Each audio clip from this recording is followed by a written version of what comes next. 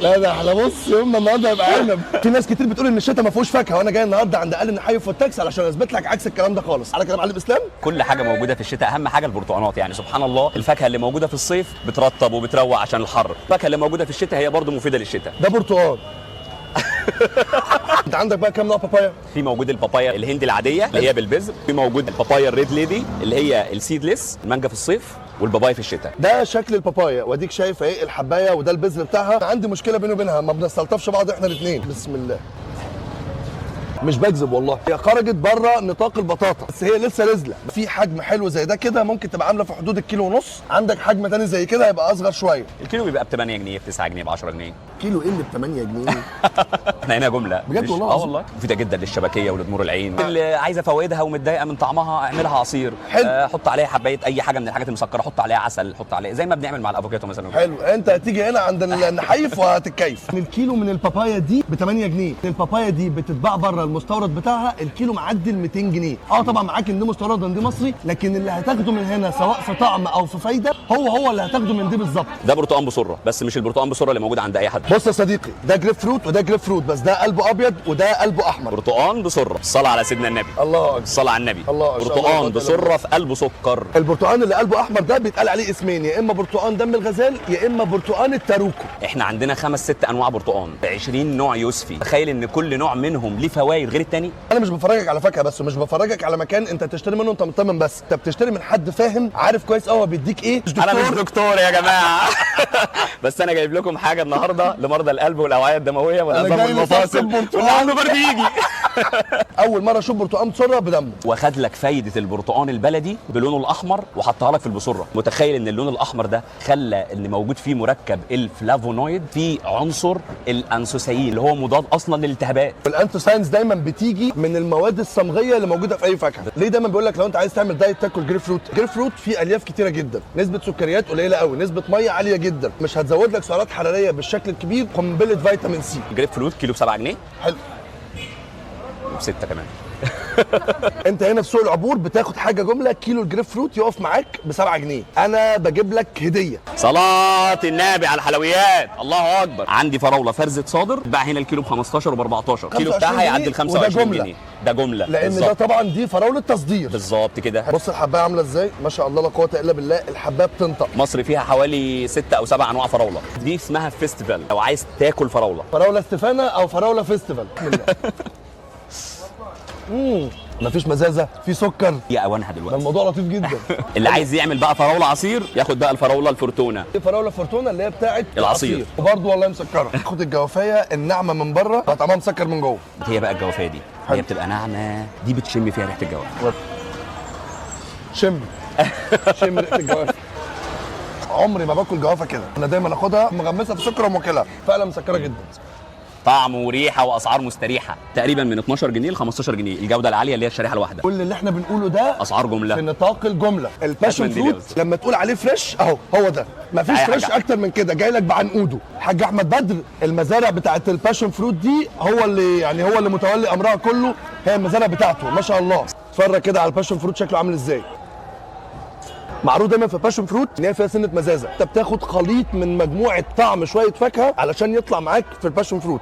هنا الباشن فروت مسكر، كل قطمه بطعم. ام الفواكه، مس فلورا، بيس فلورا، باشن فروت، فاكهه العاطفه، المراكويا، كل دي اسماء للي انت شايفها دي برضو فريش، بس الفرق بين الاثنين دي لسه مقطوفه، لسه فيها سنه خضار، دي كده خلاص جاهزه على الاكل. صلاه النبي، اللهم صل الله اكبر على الحلويات. بسم الله.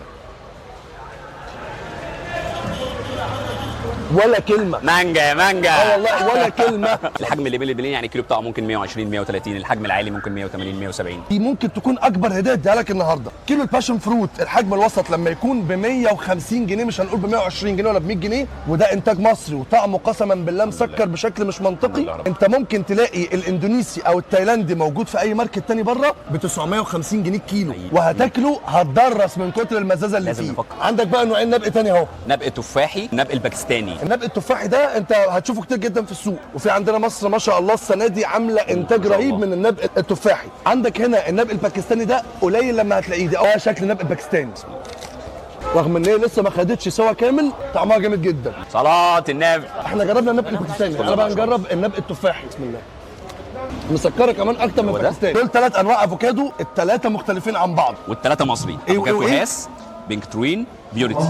انت في الشتاء يبقى هتحتاج ايه؟ ابو فروه. ابو فروه. أو يلا كاس وريني، قناع. يلا بينا. ادي حبايه ابو فروه. الشكاره دي فيها حوالي 5 كيلو 4 كيلو ونص، 400 425 450. هيبقى واقف معاك تقريبا الكيلو بحوالي 100 جنيه. احنا قلنا قبل كده في الفيديو اللي فات ان خلاص موسم القشطه بيشطب، وكان اخره اصلا في نص 12، بس لسه في حبه قشطه للي ما جربش وعايز يجرب، بس ما ترفعش سقف طموحاتك قوي. للي عايز لسه يلحق اخر شويه قشطه يجي عند النحايف. الكلام ده مش مكمل كتير لان خلاص القشطه اصلا شطبت. ده اسباراجوس، بص كده على الاسباراجوس اهو. اسباراجوس او الهليون، تعمله سوتيه هتاخد منه كميه فوائد من هنا للصبح. الكيلو ب 150 دي حوالي نص كيلو تعمل حوالي 75 جنيه. اتحداك انزل اقل ماركت هتلاقي دي معديه 300 جنيه. ده كان بيتباع على العربيات، ده جنب النبق ده ربنا فتحها عليه وتعلم بره بقى اسمه جولدن بيرز اهو. حرنكش والله لو عمل ايه حرنكش.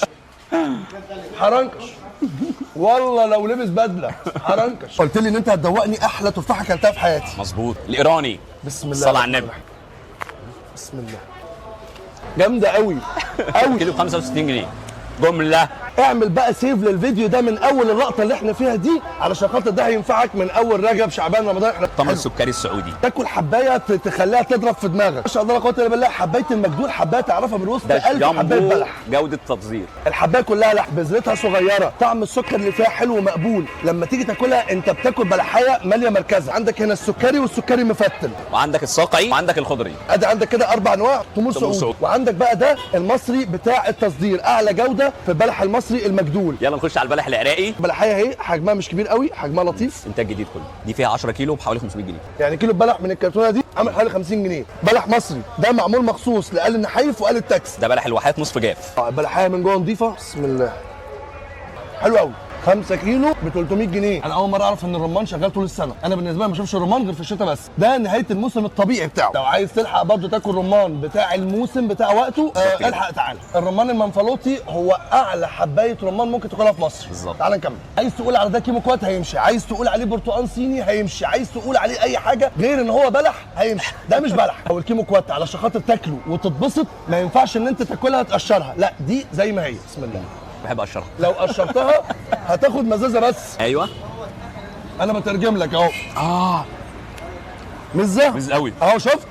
عارف بقى لو كلها بالقشره تلاقيها مسكره. هتبقى أحسن شوية. لو رحت اي مكان علشان خاطر تشتري جوز هند اللي هو البني العادي هتلاقيه من اول 60 لغايه 85 و90 جنيه. تعالى ما اديك المفاجاه دي. الشكاره فيها من 20 ل 25 حبايه ب 600 جنيه. حسب الحجم. يعني تقريبا الحبايه ممكن تعمل لها حوالي 30 35 جنيه. طب بص يا سيدي، كل الفواكه اللي انا قلت لك عليها دي واكتر منها كمان، لان في حاجات انا عديتها ما قلتلكش عليها في الفيديو ده. هتيجي هنا سوق العبور عند آل النحايف والتاكس. شغالين من الساعه كام للساعه كام؟ ملايكه ما بتنامش. انا موجودين كمان 24 ساعه. 24 ساعه. هتيجي عندك كل الفواكه، مصر تلاقي، استوائي تلاقي، وما شاء الله لا قوه الا بالله باعلى جوده ممكن لله رب تتخيلها. العالمين. كل الفاكهه دي انت اللي محتاج تجيبها، انا اكيد مش هجيبها مكانك.